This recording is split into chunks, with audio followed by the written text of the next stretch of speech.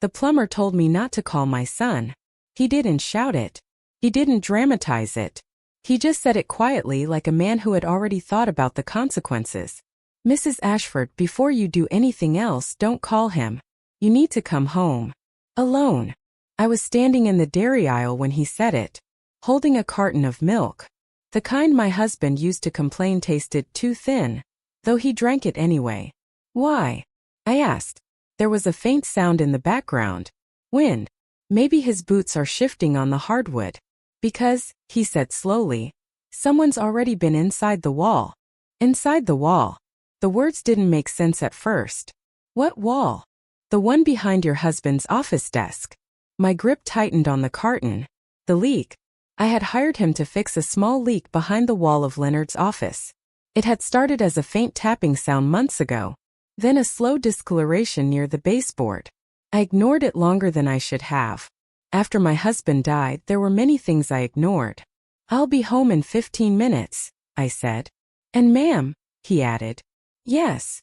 Please. Don't call your son. David had been at the house the night before. He said he wanted to check on me. He said he didn't like the idea of me living alone with problems piling up.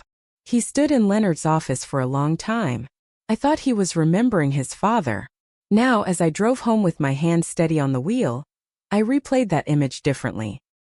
He had stood by the back wall. Not at the desk. Not at the bookshelf. By the wall. The house looked perfectly ordinary when I pulled into the driveway. White shutters. Trimmed hedges. The porch light still broken. Another thing I hadn't fixed yet. I unlocked the door. The air smelled faintly of dust. Not the warm, lived-in dust of books and old wood. Fresh dust. Drywall. I followed the sound of boots to the office. The door was open. It had been closed for 11 months. Since the morning, I found Leonard collapsed on the floor beside his desk. The paramedics had moved quickly. Efficiently. They always do. Massive stroke, the doctor told me later. Quick. Severe. No suffering. I accepted it because I didn't know what else to do. Wesley stood near the back wall, cap in his hands. The carpet had been peeled back. A square of drywall had been cut out. White powder covered the hardwood like fallen snow. And behind the studs, there was a space. A hollow cavity was built between Leonard's office and the bathroom behind it. It wasn't insulation. It wasn't structural damage. It was intentional. And inside that hollow space sat a small black safe. I felt my breath leave me slowly. My husband renovated this room himself, I said. Yes, ma'am, Wesley replied gently. He shone his flashlight toward the opening. I had to cut the drywall to get to the pipe. That's when I saw the gap. And then that. The safe was bolted into the wooden frame. Hidden carefully. Not visible unless the wall is opened. Did you open it? I asked. No, ma'am. I didn't touch it. He hesitated. But someone did. I stepped closer. The inside of the cavity was coated in pale dust. Except near the keypad, there were streaks. Smudges. Marks left by fingers that had tried more than once. They're fresh, he said. You can tell by how the dust's disturbed. Someone reached in here recently. Recently. David had keys. He always had keys. My phone buzzed in my purse. I didn't need to look. David. I let it buzz. You know the code? Wesley asked quietly. I nodded. Leonard was a creature of habit. He reused numbers that mattered. Dates. Anniversaries. Moments. I stepped forward and pressed 4 digits. June 15th. The lock clicked open. The sound echoed too loudly in the small room. Inside the safe were 3 things. A leather notebook. A USB drive. And an envelope. The envelope had Leonard's handwriting on the front. If something happens to me, read alone. My fingers trembled, but not from fear. From something colder. My phone buzzed again. Second call. I ignored it. Wesley shifted awkwardly. I'll wait outside, he said softly. Take your time. When he left the room, I knelt slowly and picked up the envelope. The paper felt heavier than it should have. I opened it carefully. The first line was dated 4 months before Leonard's death. My dearest Eleanor. If you're reading this, I ran out of time. My heart thudded once. Hard. Then again. I sat down in Leonard's desk chair. The leather still creaked the way it used to. I kept reading. There are irregularities in the company accounts. I didn't want to worry you until I was certain, but I've been reviewing the books quietly. Quietly. That was Leonard's way. He never accused without proof. I believe someone close to us thinks I haven't noticed. The words blurred slightly. Someone close. The phone stopped ringing. Then a text appeared. Dad told me you had someone working on the house. Everything okay? I stared at the message. I had not told David about the plumber. Not yet. I looked back at the letter. If anything happens to me suddenly, do not assume it was natural. The room felt smaller. Hotter. I remembered something I had pushed aside months ago. 3 weeks before Leonard died. He refused his evening medication. Said it tasted different. I told him grief was making him anxious. He laughed it off later. But I remembered the look in his eyes. Confused. Suspicious. I kept reading. If you find this, check the ledger in the safe. I have documented what I could. Trust your instincts, Eleanor. You are sharper than they think. The ledger. I opened the leather notebook. Inside were columns of numbers, dates, transfers, annotations in Leonard's precise handwriting. Several entries circled. Large withdrawals labeled, consulting adjustment. Except Leonard never used vague labels. Ever. My phone buzzed again. Another text. Mom, call me. The urgency was new. Too quick. Too pointed. I turned the page of the ledger. One name appeared more than once beside questionable transfers. D. Ashford. David. My son. I felt something inside me shift. Not break. Shift.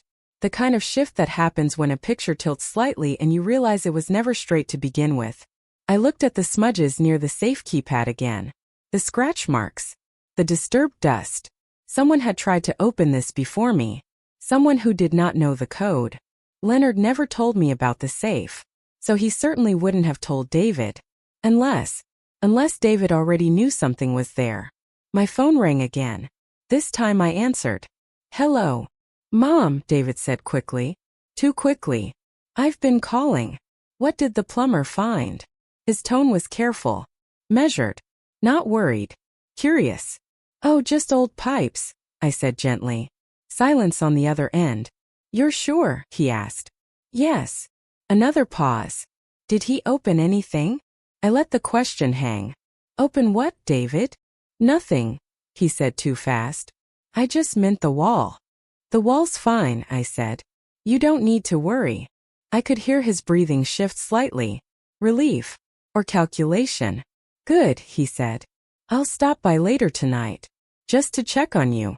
That won't be necessary, I replied softly. Silence again. I just want to help, Mom. I know, I said. And I meant it. At least part of me did. We ended the call. I closed the safe carefully. Placed everything back exactly as I found it. Then I stood up and walked to the doorway. Wesley looked up from the hallway. You okay? He asked. Yes, I said. But my voice sounded different. Stronger. Quieter. I'll finish sealing the wall tomorrow, he offered. No, I said quickly. Leave it open. For now. He nodded slowly. I stood there alone after he left, staring at the exposed cavity in the wall.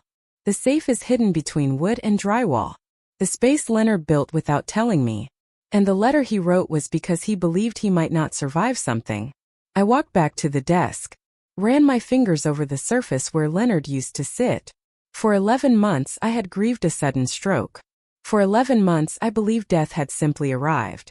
Now, I wasn't so sure. I picked up the ledger again. Read the last line Leonard had written. If I'm wrong, forgive me. But if I'm right, be careful who you trust. Outside, a car drove slowly past the house. I moved toward the window.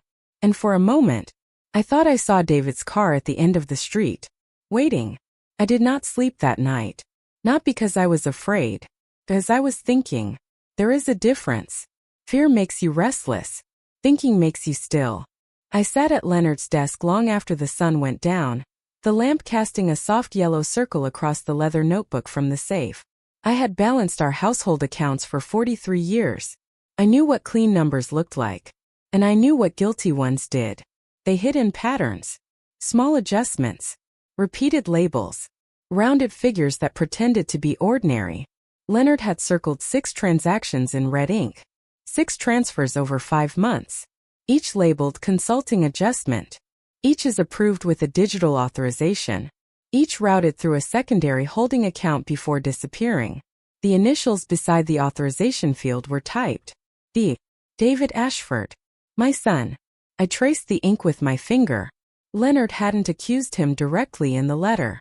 But he hadn't needed to. He had documented instead. That was his way. Document first. Confront later. Except he never got to the latter. At midnight I opened my laptop. My hands were steady.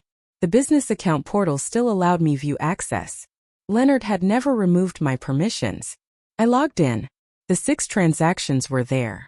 But they were not the only ones. There were smaller ones.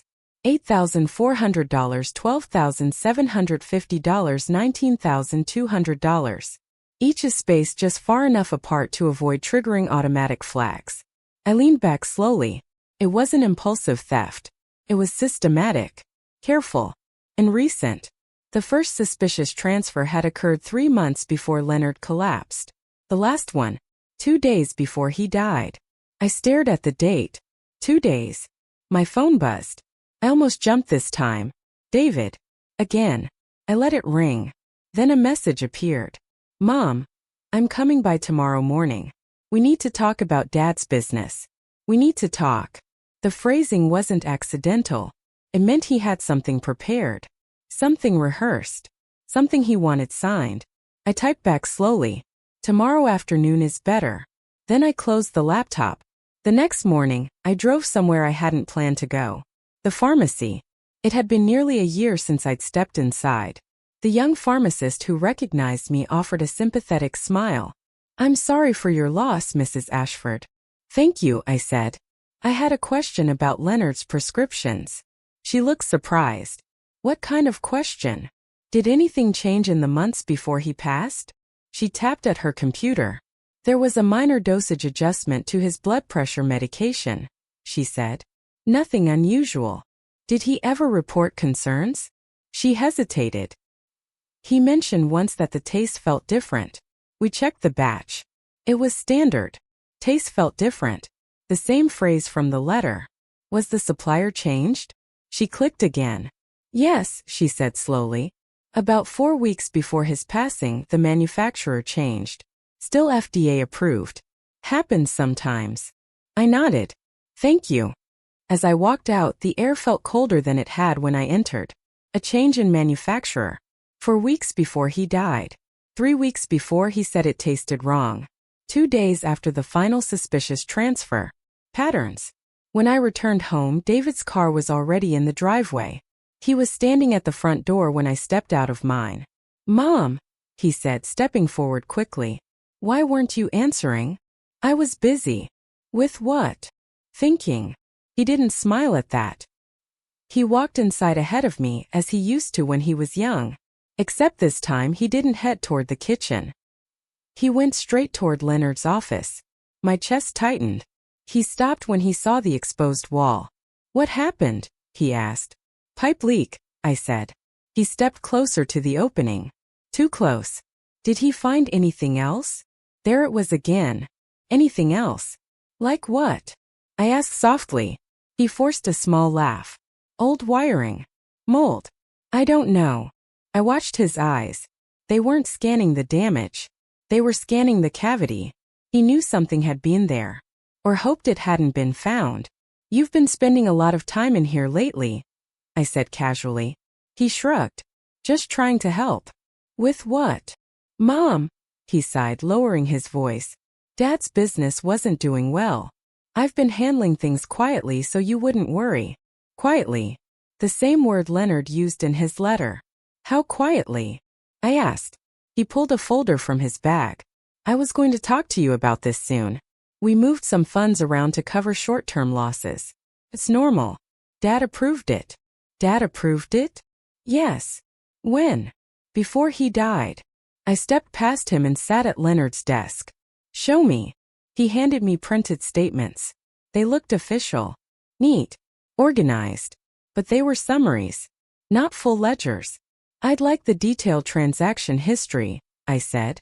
He hesitated. I can send it later. Now would be better. His jaw tightened. Mom, you don't need to dig into this. It's handled. I looked up at him slowly. I've handled this business for decades, David. That was different. Why? Because now you're alone.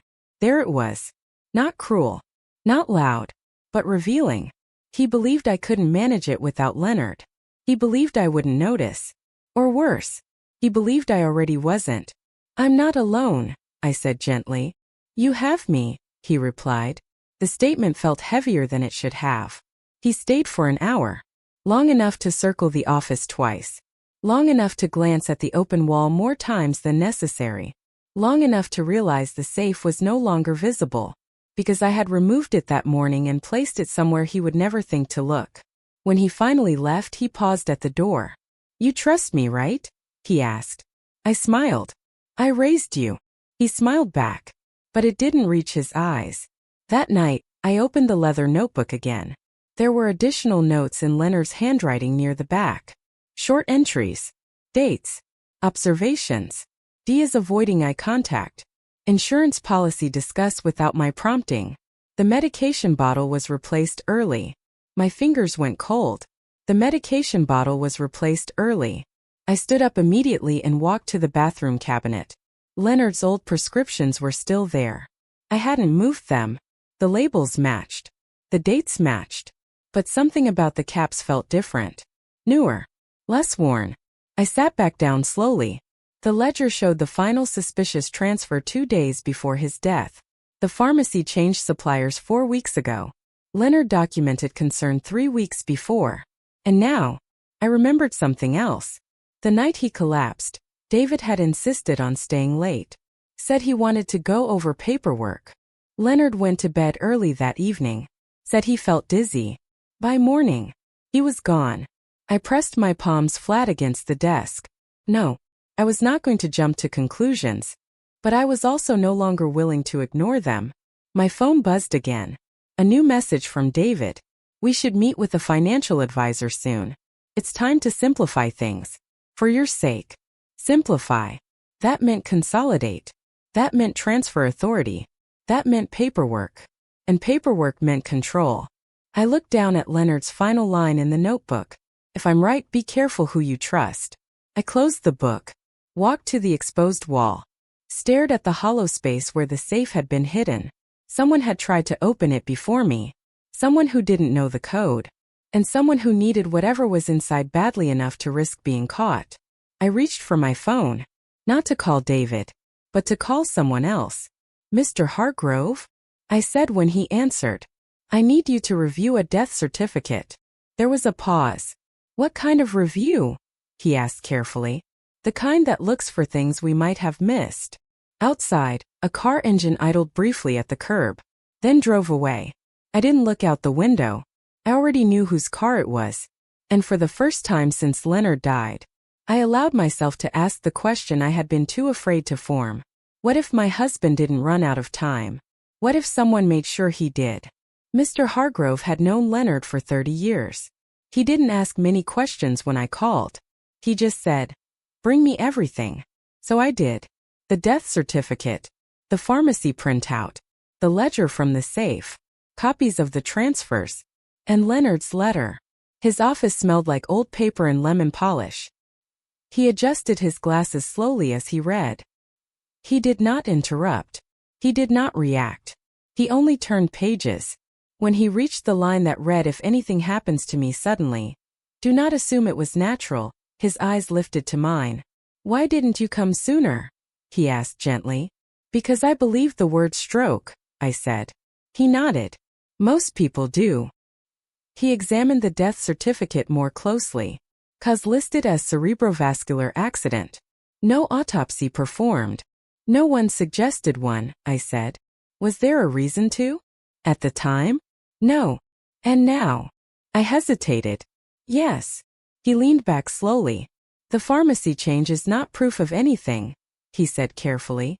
But the timing combined with documented financial irregularities. He tapped the ledger. Creates motive. The word landed heavily. Motive. We were no longer talking about mismanagement. We were talking about the possibility.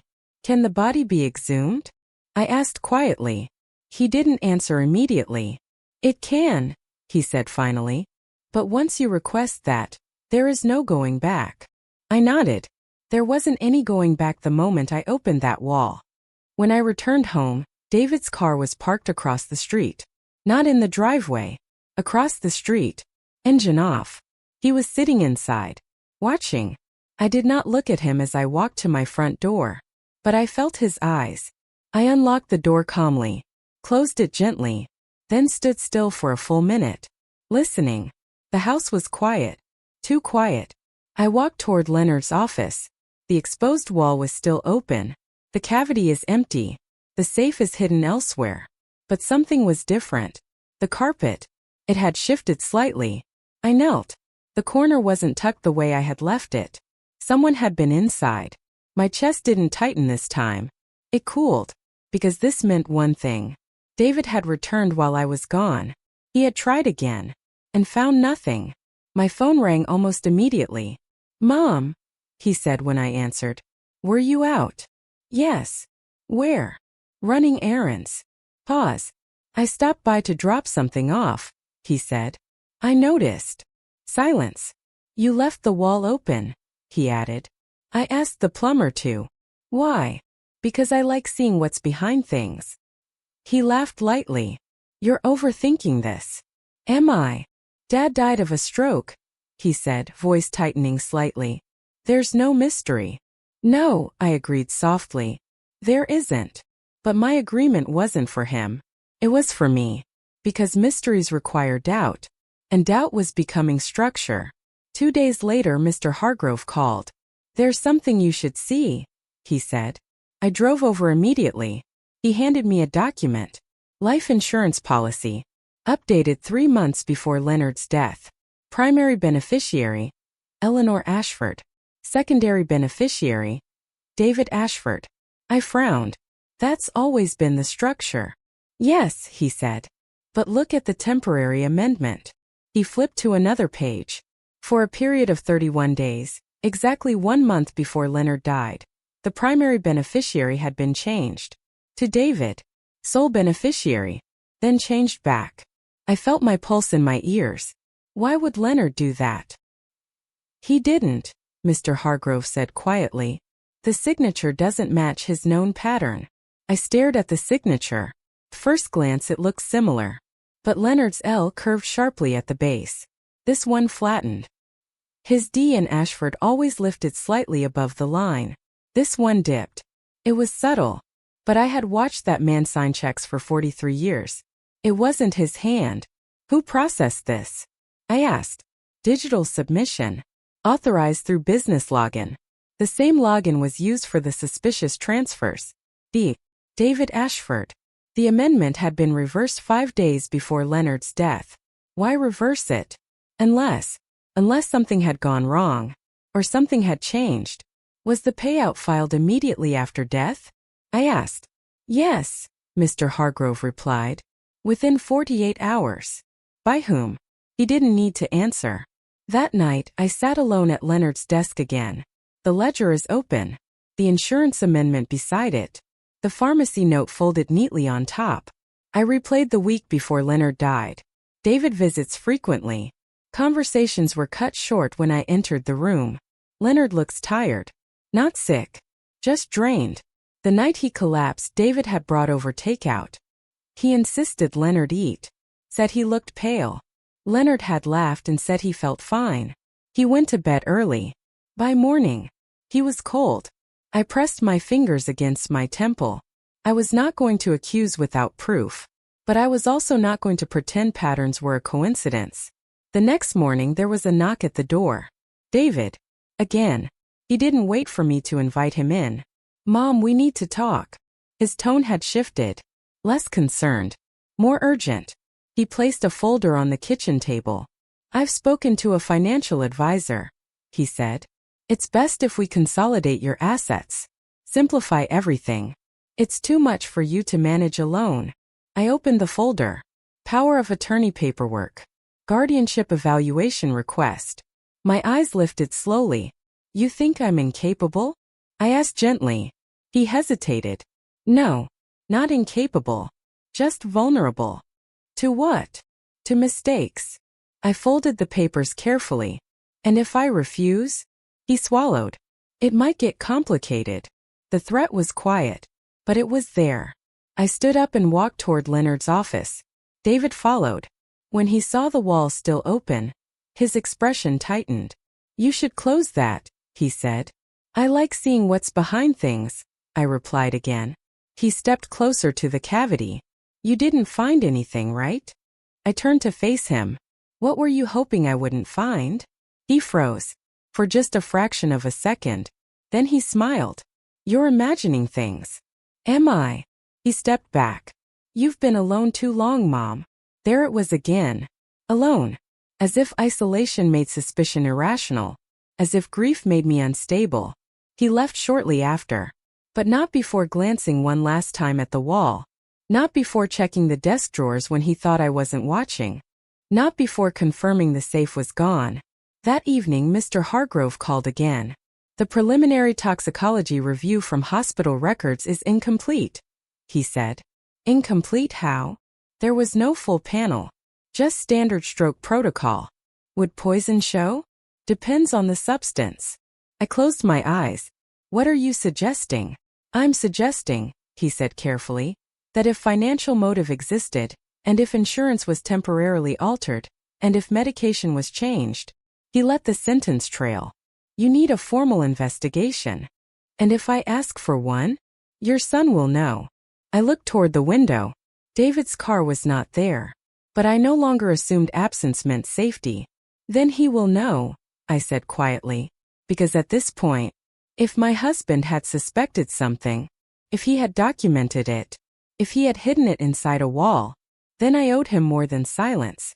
I owed him the truth. Even if that truth had my son's name attached to it. That night as I locked the doors I noticed something else. The spare key. The one David always used. It wasn't on the hook. I checked the kitchen drawer. Gone. I stood very still. Then I walked to Leonard's office. The wall cavity stared back at me. Empty. Exposed. Waiting. And for the first time I didn't feel grief. I felt clarity. Because if David was escalating, if he was trying to gain legal control, if he was monitoring my movements, then he was afraid of something.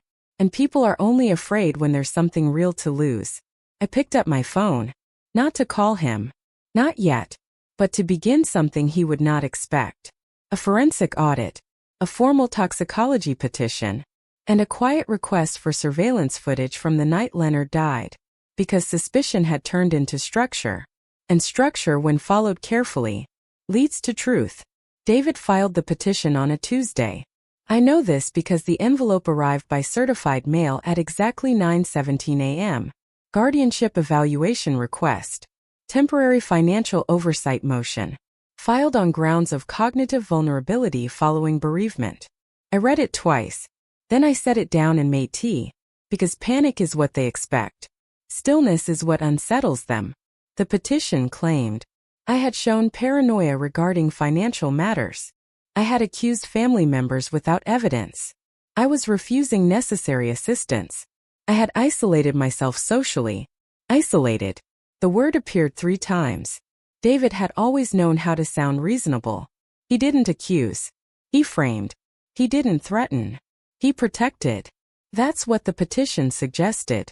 A concerned son trying to safeguard his widowed mother. The petition also included something else. An emergency request to temporarily freeze discretionary spending above $5,000, including legal fees. He wasn't just questioning my mind. He was trying to limit my ability to fight back. I folded the papers neatly and placed them inside Leonard's desk drawer. Then I called Mr. Hargrove. He's moving faster, I said. Yes, he replied calmly. Because you are. The hearing was scheduled for the following Monday. 5 days. David called that afternoon. I didn't want it to come to this, he said. Neither did I replied. You're spiraling, Mom. Am I? You're talking about autopsies. Poison. Insurance fraud. It's not healthy. It's not irrational either. Silence. You really think I'd hurt Dad? He asked quietly. There it was. Not defensive. Not angry. Measured. He wanted me to say no. He wanted reassurance. I think, I said slowly, that your father believed someone close to him was stealing. His breathing changed. That's about business, he said quickly. That has nothing to do with his death. Doesn't it? He didn't answer. Instead, he shifted tactics. If you go through with this exhumation request, it will destroy this family. The word destroy hung in the air. Families don't get destroyed by truth. They get exposed to it. I didn't destroy anything, David, I said softly. I opened a wall. He hung up. That night, I noticed headlights outside again. Not parked. Just slow. Circling. The next morning my bank called. Mrs. Ashford, the representative said, we've received a notice of pending guardianship review. We're required to flag unusual withdrawals. Unusual? Yes, ma'am. There was an attempted transfer initiated last night from your secondary account. I didn't initiate one. We declined it due to verification failure. Verification failure. I sat very still. Can you tell me where it originated? There was a pause. From a familiar device associated with prior access. David had remote access during business management periods. I thanked her and ended the call. Then I walked to Leonard's office, sat in his chair, and allowed myself to feel something I had avoided. Not grief, not rage, but fear. Not fear of money, fear for pattern. Because financial theft is one thing, insurance forgery is another. But if Leonard had discovered both, if he had documented both, and if he had written if I didn't survive this, then someone had reason to ensure he did not survive long enough to expose them. And if that someone believed I was close to discovering the same, what would they do next? On Thursday afternoon I received another call. This one is from the hospital's medical records department. Mrs. Ashford, the woman said carefully, there was a follow-up inquiry regarding your husband's toxicology screening. Yes. There was a partial screen performed. However, a comprehensive panel was declined. Declined by whom? By next of kin. I felt the room tilt slightly. I am next of kin. Yes, ma'am. The decline was signed by Mr. David Ashford. I closed my eyes. He declined further toxicology testing? Yes. Because cause of death was already determined. I thanked her, hung up, and sat motionless. Leonard collapsed at home. Paramedics transported him. The hospital listed stroke. The doctor recommended the standard protocol, but additional screening declined. By my son. Without consulting me. I stood up slowly, walked to the cabinet where Leonard's old medication bottles remained, picked one up. The label was ordinary. The pills looked identical, but I remembered his voice. It tastes different. I remembered David insisting he finish his dinner that night, insisting that he take his medication. I remembered David staying late, too late, and I remembered something else. The glass of water was beside Leonard's bed the night he died. It had been replaced. Fresh. Full. David said he refilled it for him. My breathing slowed. Careful. Think. No conclusions without structure. But the structure was forming itself now. Friday came with rain. Soft. Steady. The kind that blurs the edges of things. David didn't call. He didn't text. He didn't drive by. That worried me more. Silence is a strategy. In the afternoon, Mr. Hargrove called. The court received your son's emergency motion, he said. But we filed a counter. For what? Forensic accounting review. Formal petition for expanded toxicology testing. And a request to delay guardianship until the investigation concludes. He paused. This will escalate. I know. You're certain. I looked around Leonard's office. At the open wall. At the empty cavity. At the place where truth had been hidden for years. I've never been more certain of anything, I said. Sunday evening, the night before the hearing, David appeared again. No warning. No call. He knocked once and walked in. He looked tired. Older. Or maybe I was seeing him differently. You don't have to do this, he said. Do what? Humiliate me. I almost laughed. David, I said gently, I buried my husband. He stepped closer. You're destroying Dad's memory. I'm protecting it. His jaw tightened. You think I poisoned him? There it was. The word. Spoken by him. Not me. I think, I said slowly, that you declined further testing. His face went pale. It wasn't necessary. Why were you afraid of it? I wasn't. Then why decline?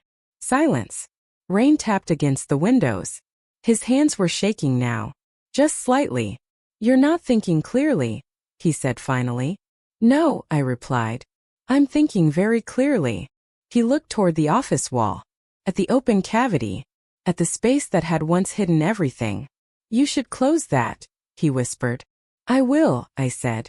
When the truth is no longer inside it. He left without another word. And for the first time since Leonard died, I saw fear in my son's eyes. Real fear. Not irritation. Not concerned.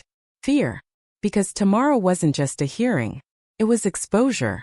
And if he had declined toxicology for a reason, if he had altered insurance, if he had moved money, then tomorrow would not be about whether I was confused. It would be about whether he was. I locked the doors that night. Checked the windows twice. Not because I feared an intruder, but because I understood something now. When people begin to lose control, they make mistakes. And mistakes reveal truth. I sat at Leonard's desk one last time before bed, ran my fingers over the wood grain, and whispered into the room. I'm not done yet. Outside a car engine started, then stopped, then started again. And I realized something colder than suspicion. If Leonard had been silenced, if money had been the motive, if testing had been declined, then tomorrow's hearing might not just decide control of my finances. It might decide whether my husband's death was ever allowed to be questioned. And that, more than money, was worth fighting for. The courtroom was smaller than I expected.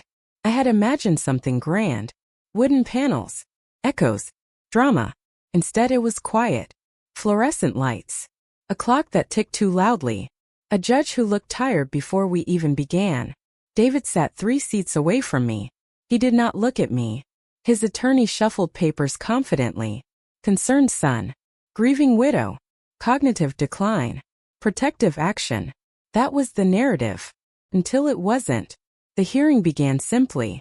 Petitioner seeks temporary guardianship on grounds of diminished capacity. The judge read. David's lawyer spoke first. Measured. Calm. Sympathetic. She has displayed paranoia regarding financial irregularities. She has requested the unnecessary exhumation of her late husband. She believes family members are conspiring against her. Paranoia. The word again. I folded my hands in my lap and waited. When it was our turn, Mr. Hargrove stood slowly. We would like to introduce new evidence, he said. The judge sighed slightly. Proceed. First, the forensic accountant's report. The court clerk handed copies forward. 6 unauthorized transfers. 3 additional attempted transfers were flagged by the bank. Digital authentication logs traced to David's device. Time-stamped. Dated. Not summaries. Not accusations. Data. David shifted in his seat. His lawyer leaned toward him and whispered something urgently. The judge's expression changed. Mr. Ashford, she said, looking over her glasses, were you managing these accounts? Yes, he said. With my father's approval. Do you have documentation of that approval? Silence. His lawyer stepped in quickly. The approvals were verbal. It was a family business. The judge nodded once. Then Mr. Hargrove continued. We would also like to address the temporary life insurance amendment. The document was passed forward. The forged signature was placed beside Leonard's authentic one. Side by side. Not emotional. Not dramatic. Just undeniable. The judge leaned closer. This amendment made Mr. Ashford the sole beneficiary for 31 days, she said. Yes, Your Honor. And it was reversed 5 days before the decedent's death. Yes. Why? David's lawyer began to object. The judge raised her hand.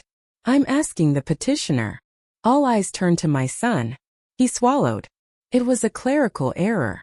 Signed digitally from your login credentials? She asked. He didn't answer immediately. The silence felt heavier than any accusation. Then Mr. Hargrove said quietly, "There is one more matter." And this was the moment the room changed. The medical review. The toxicology reconsideration.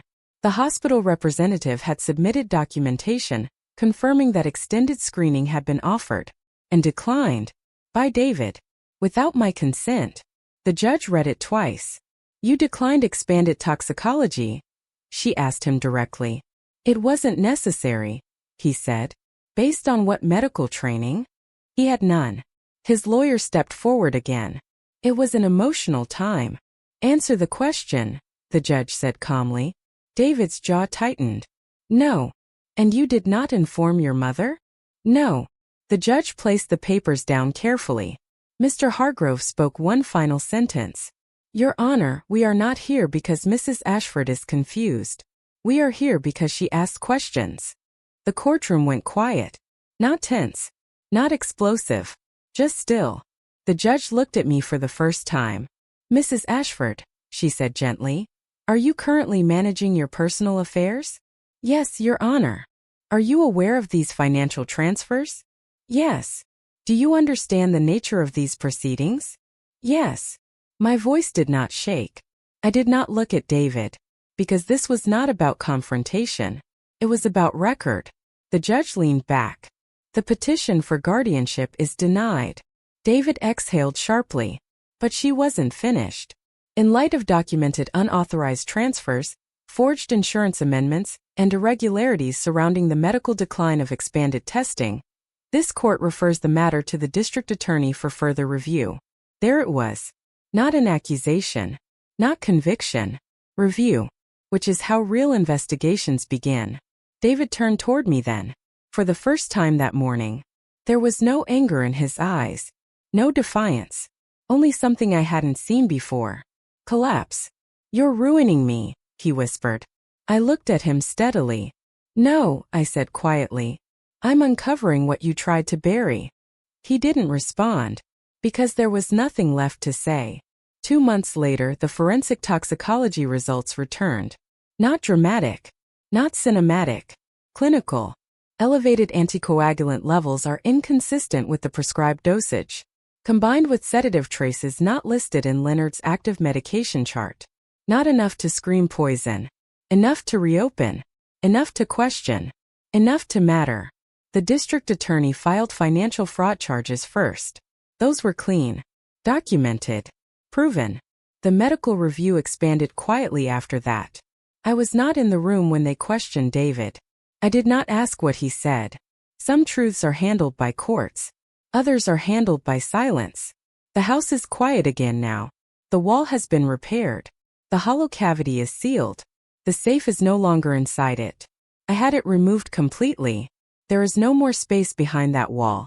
No more secrets built into wood. Leonard's desk remains where it always was. But I moved his chair slightly. Just enough to remind myself that nothing stays the same. David is not allowed near the business accounts. The insurance policy has been restructured into a trust. The estate is protected. The guardianship case closed permanently. Sometimes I sit in that office in the late afternoon light, and I think about the word stroke. How easily I accepted it. How quickly we accept explanations when they come from authority. I think about the safe Leonard built without telling me. About the letter he wrote he ran out of time. And I think about the plumber. A simple man fixing a pipe. Who looked at disturbed dust and chose to speak. If he had stayed quiet. If I had answered my son's call first. If I had closed the wall immediately. Truth might have stayed buried. Instead I listened. Not to anger. Not to take revenge. But to instinct. People think justice is loud. It isn't. Justice is patient. It waits in ledgers. In signatures. In declined forms. In disturbed dust. My son once asked if I trusted him. I did. Until I didn't. And the moment I stopped trusting blindly, I started seeing clearly. Leonard deserved that. The truth deserved that. And so did I.